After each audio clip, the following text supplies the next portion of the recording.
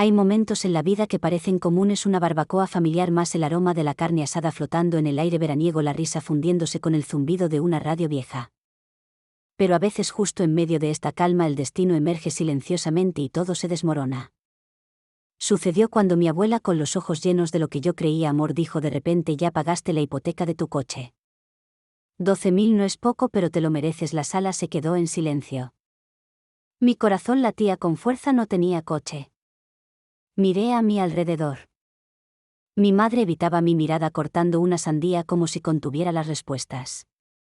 Mi padre miraba fijamente su plato fingiendo que no pasaba nada. Entonces apareció mi hermana sosteniendo un juego de llaves reluciente, sonriendo como si no hubiera oído nada. Y todos los demás, silencio. Como si esperaran que aceptara una historia de la que nunca debí formar parte. Ese fue el momento en que me di cuenta: mi familia ya no era un refugio. Me convertí en un recurso, un banco sin intereses, un nombre firmado en papeles que nunca acepté. Y lo peor, guardé silencio demasiado tiempo. Lo que siguió no fue solo una lucha por la justicia, fue un viaje para descubrir los secretos más oscuros que se esconden a simple vista: traición, silencio y finalmente una explosión, no de ira sino de verdad innegable. Antes de empezar, cuéntanos en los comentarios desde qué ciudad nos estás viendo. Ahora ponte cómodo y prepárate, porque esta historia no es solo mía. Es una llamada de atención para cualquiera que alguna vez se haya sentido destrozado por el peso de la familia. Nunca notas las grietas en tu familia hasta que la luz las ilumina en el momento justo. Esa noche debía ser como cualquier barbacoa de verano de mi infancia: música a todo volumen, mi primo Andrew quemando los perritos calientes, la tía María tendiendo los platos de todos, las risas de los niños del barrio resonando al otro lado de la valla. Pero entre las bromas y las segundas raciones de ensalada de patata siempre había un silencio, una especie de cortesía calculada, como si todos recordaran las reglas pero nadie recordara por qué estaban allí. Solía decirme que la tensión era solo la vida, cada uno tiene sus secretos. Pero mientras el sol dibujaba destellos dorados en el patio trasero, sentí un peso familiar asentarse en mi pecho. Mi sobrina Olivia perseguía luciérnagas sin darse cuenta de la fuerza con la que su madre, mi hermana, apretaba su teléfono con los dedos bailando sobre la pantalla. El tío Rey y papá hablaban de cortacéspedes con la voz tensa sin llegar a establecer contacto visual. La abuela sentada en su silla de jardín como un juez silencioso, con el bolso siempre abarrotado, siempre cerrado con llave sobre su regazo. El aire se quebró cuando la abuela alzó la voz: tu préstamo del coche está pagado. 12.000 no es broma, pero te lo mereces. Ese fue el momento en que el mundo se detuvo. Recuerdo el sabor amargo de la limonada, la risa de Andrew a punto de morir, como la mano de mi madre se congeló al cortar una sandía. El coro del patio, que apenas segundos antes había cobrado vida, se quedó en silencio absoluto. Observé sus rostros buscando a alguien que me mirara a los ojos, a alguien que dijera: esto es solo una broma. En cambio, solo había evasión y un dolor profundo en el estómago, un pulso palpitante que me decía repentina e implacablemente que no era un malentendido. Era algo que siempre había estado ahí, supurando bajo la amabilidad, un simple acuerdo silencioso de que yo era el amortiguador, el que solucionaba los problemas, el que no haría preguntas. Mi hermana entró entonces con pasos un poco ligeros, mostrando el nuevo juego de llaves con su sonrisa característica, solo que esta noche su sonrisa era tenue, frágil en los bordes. Sostuvo la mano de Olivia apretándola casi con demasiada fuerza. En la otra mano el llavero rojo cromado. Nunca lo había visto antes, pero brillaba como una señal, una bengala en la oscuridad creciente. Nadie habló. Ni papá, que se frotaba la mandíbula con los dedos, ni mamá, que parecía fascinada por las rayas acuosas del melón. Ni el tío Rey, cuyo «¿Quieres otra cerveza?» sonaba como una invitación a desaparecer. Una oleada de vergüenza, confusión y un miedo peculiar me invadió. Era como si mi existencia se hubiera dividido en dos: el yo que siempre intentaba ayudar y el yo al que nadie veía realmente. Durante años había arreglado los problemas familiares, había pagado suscripciones, había fingido cuotas, había ignorado pequeños desaires. Me decía a mí mismo: es solo temporal, son familia. Ahora cada recuerdo se sentía transaccional. Al recordar momentos ahora los veo con nuevos ojos: los cumpleaños sin invitación, las facturas misteriosas que llegan a mi bandeja de entrada, los servicios de streaming activados y luego olvidados. Pienso en Andrew cuando una vez me preguntó: «¿Nunca te cansas de ser tan generoso?» Y en mi abuela, que respondió por mí: siempre ha sido así, como si yo estuviera atrapada en esa situación, como el estándar de la familia, la que perdura. Lo que me dolió no fue solo la traición de un préstamo de coche que nunca firmé. Fue la lenta y silenciosa comprensión de que las personas que más quería habían calculado discretamente mi valor en dólares y firmas y luego decidieron que mi silencio valía más que mi voz. Esa noche mi familia se sintió menos como una red de seguridad y más como una máquina que tritura a los callados y cuidadosos. Cada mirada, cada broma forzada, cada mirada de reojo de la tía Marie, todo impactó con fuerza, desbaratando cualquier historia que me hubiera contado sobre por qué la ayuda nunca era realmente ayuda, porque un gracias nunca llegaba sin que yo lo pidiera, porque las cargas siempre rodaban cuesta abajo cayendo directamente a mis pies. Me quedé allí sentado deseando que todo se esfumara, deseando ser invisible. Pero en el fondo algo dentro de mí se despertó por primera vez en años, una pequeña brasa de amor propio que se negaba a apagarse. A medida que la risa se reanudaba lenta y torpemente, Andrew contaba un chiste que a nadie le hizo gracia, se sembraron las semillas del ajuste de cuentas. El silencio se acabó. Mi silencio, con el que siempre habían contado, se había convertido en un arma por sí mismo. Y a medida que la noche se convertía en cosas pesadas y no dichas, me di cuenta, esta historia, fuera lo que fuese, no terminaría como esperaban. Y así las sombras se alargaron preparando el escenario para lo que vendría después. Es curioso cómo la traición no siempre llega de golpe, a veces es solo el crujido de un papel, el tintineo de un buzón, el chasquido de una factura nueva. Esa noche después de la barbacoa me quedé despierto con la mente dando vueltas, incapaz de quitarme de encima la forma vacía en que todos evitaban mi mirada. No podía dormir, no, cuando cada pequeño recuerdo me rozaba los nervios. Esperé hasta que la casa quedó en silencio, solo se oía la risa de Andrew desde el sótano, Olivia dormida en el sofá de la sala, la tía Marie tarareando en la cocina. Me senté sola a la mesa del comedor bajo esa luz amarilla y apagada y por fin hice lo que me había dado miedo durante años, empecé a buscar. Al principio solo por curiosidad. Abrí la app de mi banco y revisé las transacciones. Ahí estaba una cuenta de préstamo que nunca recordaba haber abierto. Aprobada a mi nombre, $12,000, firmada con una firma que parecía la mía pero no lo era. No me temblaban las manos, las sentía entumecidas como las de otra persona.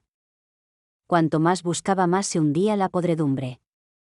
En la carpeta amarilla de la abuela encontré más contratos fotocopiados, mi nombre escrito en mayúsculas, formularios de seguros, facturas de servicios públicos, cosas que nunca había tocado, de las que ni siquiera había oído hablar. Recorrí los trazos familiares de mi propia letra, de repente torcida, desparejada, cortada y pegada. ¿Cuántas veces habían hecho esto? ¿Cuánto tiempo llevaba financiando sus comodidades sin siquiera llamarles? Los flashbacks me asaltaron, más nítidos que cualquier pesadilla. El cumpleaños al que no me invitaron, pero ahí estaba mi firma pagando el catering. La factura de la luz que se disparó 2 veces, mamá dijo que fue un fallo del sistema, esa clase de mentira piadosa que te tragas porque quieres creerle. La cuenta de Netflix que seguía cargándose después de cancelarla, el pequeño gracias de mi sobrina por un regalo que ni siquiera sabía que había comprado. No sabía que me dolía más saber que lo habían hecho o saber que yo los había dejado. Cada favor era una manipulación, cada dólar un ladrillo más en una prisión que había construido con mi propio silencio. Pensé en Olivia, que apenas tenía 10 años y ya estaba aprendiendo que a veces los adultos toman y manipulan sin preguntar. Pensé en Andrew, siempre el payaso, desapareciendo cuando la situación se ponía tensa. Me pregunté cuánto sospechaba si bromeaba para ocultar su culpa. Esa carpeta pesaba como una piedra llena de secretos y cada vez que decía está bien, en lugar de luchar, la traición era sistemática, planeada como un plan de acción compartido entre familiares, cada uno aceptando en silencio que yo podía pagar porque no me importa. Quería gritar, irrumpir en la sala y exigir una explicación, pero no lo hice. Me quedé sentado en la penumbra sintiendo el escozor de 1000 pequeños cortes. Esto no era un error. Era un método. Y esa noche por primera vez la ira se apoderó de mí, no solo como un destello sino como una certeza lenta y ardiente. Comprendí que no solo me habían traicionado. Me habían robado mi confianza, mis recursos, mi silencio, todo repartido sin mi consentimiento. Fue entonces cuando algo dentro de mí se quebró, la parte que siempre absorbía cada golpe, que siempre reparaba cada grieta. Decidí investigar más a fondo, abrir cada cuenta, revisar cada factura, desenredar cada nudo que me habían atado a la espalda. Anoté fechas, encontré los patrones, hice copias de cada documento. Me vi no como una víctima sino como un testigo, un recopilador de pruebas. Ya no se trataba solo de dinero. Se trataba de recuperar la historia de mi propia vida. Mientras observaba el sol filtrarse a través de la ventana de la cocina pintando líneas definidas sobre la encimera, supe el ajuste de cuentas recién había comenzado. Llega una noche, un momento tenue y sofocante en el que el mundo que dejaste que te sucediera de repente se siente demasiado pequeño, demasiado cruel, demasiado extraño para pertenecer a él. El mío llegó en algún momento entre la medianoche y la neblina azul del amanecer, solo en la mesa de mi cocina, con un ejército de firmas falsas y recuerdos esparcidos como confeti ante mí. La traición me secó hasta que incluso mi ira se sintió vacía. Pero por una vez ese vacío fue liberador, como un fuego que quemó todo lo que alguna vez usé para justificarlos a ellos y a mí mismo. El silencio siempre había sido mi escudo, mi forma de intentar mantener la paz, diciéndome quizás sea lo que hacen las familias, pero ahora el escudo se sentía más como un bozal. Toda la noche repasé rostros, la matriarca de la abuela en silencio, la mirada de mamá desviada, la mano de mi hermana apretada en la de Olivia, los chistes del tío Ray sin sentido. No quedaba nada que explicar, nada que perdonar. Imagino que en otra versión de mí mismo me lo habría tragado todo, otra píldora amarga, otro secreto. Pero esta vez no. Con renovada y temblorosa determinación me puse manos a la obra. Primero mi teléfono, el mismo que mi hermana había usado para enviar emergencias y solicitudes de transferencias que nunca recuperé. Restablecí todas las contraseñas, revoqué todas las cuentas compartidas, cerré todos los inútiles planes familiares. Netflix desapareció, Spotify bajó de categoría Prime y el streaming murieron. Cada clic no era solo un adiós a la comodidad. Era romper los lazos invisibles que habían unido mi vida con la suya. Las cuentas bancarias, congelé los pagos automáticos de las suscripciones de belleza de la tía Mari, los servicios del viejo alquiler del tío Ray, incluso el dominio web del negocio secundario de papá, recordando cada vez que había jurado solo un préstamo temporal, cada portal, cada cargo recurrente, cada resquicio que había dejado para su comodidad, lo cerré todo. Me temblaban las manos, pero era el temblor de alguien que finalmente despierta tras años de sueño irregular. Sentí miedo, un miedo real, un miedo que me oprimía el pecho esa noche mientras escribía un correo electrónico al concesionario adjuntando los documentos y disculpándome por lo que mi familia había hecho usando mi nombre. Llamarían a la policía, arruinarían vidas, me perdonaría mamá si las cosas se ponían feas, pero entonces bajo la ansiedad empezó a crecer el orgullo. Estaba protegiendo al niño que una vez fui, el joven que pagaba, remendaba y nunca pedía nada, ni siquiera honestidad a cambio. El mundo parecía encogerse, solo yo y un leve murmullo de preguntas: ¿qué pasará ahora? ¿Quién se enojará primero? Pero cada latido, cada clic de una cuenta bloqueada era más fuerte que antes, un himno a la autonomía, a la reivindicación. Incluso cuando mi teléfono empezó a vibrar mensajes nocturnos de Andrew, disculpas incoherentes, mi sobrina Olivia preguntando: ¿por qué apagaste mis dibujos animados? Sentí una opresión en la espalda. Estaba rompiendo el ciclo, no solo por mí, sino para que Olivia algún día no aprendiera la lección equivocada sobre lo que las familias pueden aguantar. El silencio que siguió ya no era vacío. Tenía un propósito. Un silencio no de rendición, sino de límites trazados. En esa quietud escuché una nueva voz, una parte de mí que estaba lista por fin para hablar por sí misma. Al amanecer ya no era la misma persona. Quizás un poco más dura, sí. Quizás un poco más sola. Pero también más ligera tras haber roto el contrato de silencio firmado bajo presión durante años. Sabía que la verdadera batalla ni siquiera había comenzado. Pronto se darían cuenta. Pronto vendrían las llamadas, las acusaciones, la tormenta de culpa e ira, y el «¿cómo pudiste?». Me estaba preparando para ello, pero esta vez me enfrentaba al mundo a mi manera. Hay tormentas y luego está el silencio previo, cuando sabes que cada mensaje que ilumina tu teléfono es una advertencia, una amenaza, una súplica. Siempre pensé que si llegaba un día como este sentiría terror o al menos arrepentimiento. Pero cuando mi mundo finalmente despertó, lo que más sentí fue claridad, una calma fría y precisa. Empezó poco a poco una llamada perdida de mi padre al amanecer, un aluvión de mensajes de mi hermana cuyas palabras pasaban de interrogantes a acusaciones en tiempo real. La tía María añadió su voz, «¿estás bien?». Tenía un tono frío, apenas disfrazado de preocupación. Incluso el tío Ray, el pacificador de la familia, intervino con el humor afilado como un cuchillo: «Ya has dejado claro tu punto, hijo. No nos llevemos a todos contigo». Y entonces me di cuenta, los roles estaban cambiando. Ya no era solo la callada. A sus ojos me había convertido en una persona peligrosa, alguien capaz de cambiar radicalmente el patrón, de quemar el guión que habían ensayado durante años. Ahora su comodidad estaba en juego. El enfrentamiento se repitió en pantallas, mensajes de voz, incluso en mi puerta. La voz de mi madre temblaba al teléfono, suplicando, negociando y finalmente quebrándose: «¿Cómo pudiste hacerle esto a tu propia familia?». La culpa, la vergüenza, todo armado para hacerme volver a mi silencio habitual. pero cada palabra solo avivaba ese fuego obstinado dentro de mí. No buscaba venganza, buscaba la verdad. Entonces llegó el contraataque, mi contraataque. Con calma y metódicamente reuní mis pruebas, recibos digitales, hilos de correo electrónico, firmas falsificadas, cronogramas e informes de incidentes. Lo recopilé todo en un único registro irrefutable y lo envié primero al contable de la familia, luego a un especialista en fraudes que conocí ayudando a un amigo y finalmente a mi abogado. Estuve sentado frente a mi computadora portátil mucho después de la medianoche redactando un borrador para una publicación en LinkedIn sin nombre, solo hecho, solo una advertencia para cualquiera que pudiera caer en el mito de que la familia no puede hacer daño. La publicación cobró vida propia en cuestión de horas, miles de personas la leyeron. Los comentarios se sucedieron, algunos de antiguos compañeros de clase, otros de desconocidos. A mí también me pasó: gracias por decir lo que yo nunca pude decir, no estás solo. Resultó que el mundo estaba lleno de personas a quienes también se les había pedido que soportaran lo insoportable por el bien de la familia. La tormenta en casa se agudizó.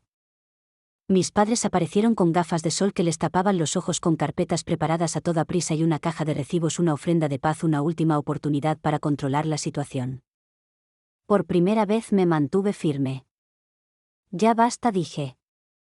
No porque quiera hacerte daño, sino porque no voy a dejar que esto me haga más daño. Su ira se quebró. Mi madre sollozó, mi padre apretó la mandíbula como un puño. Las disculpas de mi hermana eran demasiado ensayadas para creerlas. Ante cada súplica: piensa en lo que nos estás haciendo, estás destrozando a esta familia. Yo sostenía el simple peso de la verdad. Mi silencio había terminado y con él su dominio. En mi interior el viejo dolor aún latía, pérdida, soledad, los restos de un amor que había intentado desesperadamente mantener puro. Pero por encima de todo había una sensación de propósito, de transformación que jamás creí posible. No solo me defendía, estaba dando voz a cada persona callada a la que alguna vez le habían dicho que simplemente lo dejara ir por el bien de la paz. Esa noche, mientras el mundo exterior se oscurecía, vi cómo llegaban las notificaciones, no por vanidad sino por asombro. Mi historia dolorosa y real ya no era solo mía. Y cuando la puerta se cerró para aquellos que alguna vez tuvieron el poder, me di cuenta de que el verdadero viaje apenas comenzaba. Tras el paso de la tormenta no hay fanfarria, solo silencio denso y agudo. Recuerdo estar sentado solo esa noche con una taza de café frío en las manos mientras se oían los ecos de mis padres discutiendo en el aparcamiento bajo mi ventana. La adrenalina se había ido, sustituida por un dolor que no podía ni siquiera identificar. Durante tanto tiempo había soñado con este momento, el fin de su poder, la recuperación de todo lo que había perdido. Pero ahora todo lo que podía sentir era vacío y una especie de libertad que me resultaba a la vez emocionante y aterradora. La sanación no llega como un rayo sino como una réplica. Los días se confundían, interrumpidos por mensajes de desconocidos. Eres tan valiente, ojalá hubiera tenido el coraje. El mensaje había llegado a más gente de la que podría haber imaginado. Incluso mi primo Andrew, normalmente el payaso de la familia, me envió un mensaje una noche tarde: lo siento. Debería haber dicho algo antes. La tía Marie etiquetó con una cita bíblica críptica sobre el perdón. Mi sobrina Olivia me envió una carta con su letra de 12 años que decía: te extraño. ¿Vuelves pronto? ¿Volvería alguna vez? Esa pregunta me atormentaba. Lamenté la pérdida, cumpleaños, navidades, la risa fácil de los chistes compartidos, el consuelo de ser hijo hermano de alguien. Pero lamenté aún más quién había sido la persona que vivía para la gratitud, que creía que la lealtad se medía con sacrificio. Los límites se convirtieron en mi salvavidas. Dije no y lo sentía por primera vez en mi vida. Cuando mi madre volvió a llamar con la voz quebrada por la esperanza y preguntó: ¿podemos empezar de nuevo?, le dije con dulzura que ahora tendríamos que vivir en lados opuestos de un muro, uno construido por la necesidad, no por el odio. Las disculpas de mi hermana iban y venían, cada vez menos convincentes, cada vez más silenciosas. El tío Rey intentó un ángulo diferente: ¿no quieres recuperar a tu familia?, susurré. Quiero desearlo. Pero no así. No cuando el amor se compara con lo que me cuesta. Me sentía sola de forma insoportable. Pero cada día que me elegía era un día más para curar viejas heridas y recuperar el terreno perdido. Empecé terapia no solo para procesar la traición, sino para reaprender lo que significa ser honesta tanto interna como externamente. Nuevas amistades cimentadas no sobre deudas sino sobre la franqueza empezaron a surgir en rincones olvidados de mi vida. La vida cambió poco a poco, mis finanzas eran mías. Mi teléfono estaba en un silencio maravilloso. Se acabaron las excusas, la vergüenza después de cada llamada familiar. Era una libertad pura e incierta y era mía. A veces me sorprendía mirando la foto familiar en mi escritorio, rostros que una vez adoraba ahora ensombrecidos por el arrepentimiento y la añoranza. Me preguntaba qué habría sido diferente si tan solo hubiera hablado antes o si me hubieran querido lo suficiente como para detenerme antes de que me derrumbara. Pero me dije a mí mismo suavemente que sanar no se trataba de borrar cicatrices sino de seguir adelante con ellas como prueba de supervivencia. El verdadero precio de la libertad, dejar ir no solo a quienes te hicieron daño sino también a la versión de ti mismo que toleró el dolor. Y mientras observaba cómo cambiaban las estaciones fuera de mi ventana, por primera vez sentí que surgía la esperanza silenciosa y fuerte. Reflexión y llamada a la acción, inspirando a otros a liberarse. Porque esta no es solo mi historia. Podría ser la tuya también. Sígueme. Hay un silencio que llena un hogar después de la inundación, diferente del sofocante silencio de los secretos. Es la quietud que queda cuando el peso finalmente desaparece, cuando te miras al espejo y te das cuenta de que sobreviviste. Pero la supervivencia y lo que viene después es un viaje incierto. Incluso ahora, sentada en mi escritorio, los mensajes siguen llegando a raudales. Desconocidos, amigos, incluso parientes lejanos que perdí en el tiempo, comparten fragmentos de su propio dolor. Tu historia es la mía, pensé que estaba sola, las palabras se difuminan en mi pantalla, no solo apoyo sino un coro de voces que rompen el viejo y tóxico código que el silencio es lealtad, que la resistencia es amor. A veces me pregunto, ¿valió la pena todo el dolor, los cumpleaños perdidos, los lazos rotos, el eco en mi apartamento donde antes resonaban las risas? La respuesta nunca es sencilla. Extraño la sensación de pertenencia, sí. Pero anhelo aún más profundamente la paz que nace de la honestidad, honestidad conmigo misma y con cualquiera que tenga el valor de escuchar. Cada cicatriz que llevo es un capítulo de resistencia a la negativa, firme y obstinada a ser definida por el silencio, por las deudas que nunca tuve, por las manos que me reclamaron pero nunca me sostuvieron realmente. Pienso en Olivia, mi sobrina, cuya carta aún está guardada en mi cajón. Algún día espero que aprenda que los límites no son traición, que la familia es más que sangre compartida, es responsabilidad compartida, respeto mutuo. Tal vez si esta historia llega a sus oídos nunca tendrá que sacrificar su voz por aprobación. Si estás mirando sintiendo esa opresión en el pecho, preguntándote si finalmente es hora de elegirte, déjame decirte esto claramente: no estás solo. Tu dolor no es invisible. El coraje que necesitas ya está dentro de ti, esperando encontrar su lugar en la luz. Hay recursos, comunidades y voces listas para apoyarte. Líneas telefónicas, grupos de apoyo, terapeutas que comprenden el costo oculto de priorizar a la familia. Puede que el mundo aún avergüence a quienes se alejan, pero cada paso que das hacia tu propia paz es un regalo para quienes te siguen. Al final, liberarse no es el fin del amor, es su forma más auténtica. Amor por uno mismo. Amor por el futuro. Amor que nunca te pide elegir entre la dignidad y la pertenencia. Esta noche, al cerrar mi historia, y es mi historia, cada pieza rota, quemada y reparada, los invito a compartir la suya. Comenta abajo. Cuéntanos desde dónde nos ves, cómo encontraste tu propia voz o el momento en que supiste que era hora de poner un límite. Tu historia tiene poder. Podría ser la mano que alguien más pida en su momento más difícil. Esta no es solo mi liberación. Es la de todos. Porque cuando hablamos, cuando decimos basta, el guión ya no nos controla. Respira hondo. Mantente erguido. La jaula ya está abierta. Pasa. Al llegar al final de mi historia, quiero ser sincera: la vulnerabilidad nunca es fácil, sobre todo cuando el mundo espera que guarde silencio. Al compartir esta experiencia he sentido de todo, desde ira y tristeza hasta una esperanza incierta y un alivio sereno. Hubo noches en las que me cuestioné, preguntándome si la paz alguna vez estuvo destinada a alguien como yo. Pero ahora, aquí de pie, me siento más ligera. En el vacío que dejó el dolor del pasado, estoy aprendiendo a respirar de nuevo y poco a poco a confiar de nuevo. Si mi historia te conmovió, recuerda que nunca fuiste un simple espectador. Cada persona que vio, escuchó y abrió su corazón al dolor de un desconocido ayudó a aliviar ese peso. Tu presencia significa más de lo que crees. Gracias de corazón por pasar tu valioso tiempo conmigo. Si encontraste significado en esta historia, te agradecería que le dieras me gusta, la compartieras y te suscribieras a este canal. Tu apoyo no es solo para mí, sino que ayuda a que historias como la mía lleguen a más personas que necesitan saber que no están solas. Agradezco tus comentarios y sugerencias. Cuéntame cómo te sentiste, comparte tus propias experiencias o simplemente dime hola. Cada mensaje ayuda a que este espacio crezca y se convierta en un espacio de comprensión y sanación. Gracias por estar aquí. Espero que de alguna manera mi voz te ayude a encontrar la fuerza para criar a los tuyos.